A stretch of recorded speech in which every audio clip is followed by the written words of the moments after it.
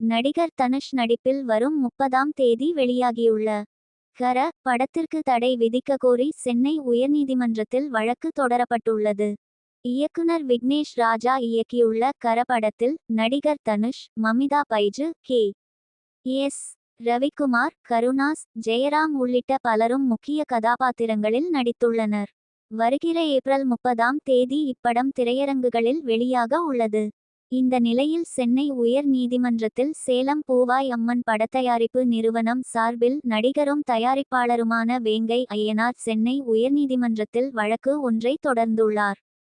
அந்த வழக்கில் ஏற்கனவே கடந்த 2021ஆம் ஆண்டு முன்பு நட்சத்திரக்குறி கரா என்ற தலைப்பில் படப்பெயரை தயாரிப்பாளர் சங்கத்தில் பதிவு செய்து நடிகர்கள் மாஸ்டர் மகேந்திரன், மொட்டை ராஜேந்திரன் உள்ளிட்ட நடிப்பில் படத்தை தயாரித்து வருவதாக தெரிவித்துள்ளார். தற்போது தனுஷ் நடித்த கர படத்தின் தலைப்பை மாற்றக்கோரி தயாரிப்பாளர் சங்கத்திலும் முறையிட்டதாகவும் ஆனால் எந்த நடவடிக்கையும் எடுக்கப்படவில்லை என தெரிவித்துள்ளார். தான் பதிவு செய்த பெயரை பயன்படுத்த கூடாது என்றும் தனுஷின் பட தலைப்பை கர என்ற பெயரை ஆங்கிலத்திலும் பயன்படுத்துவதாக தெரிவித்துள்ளார்.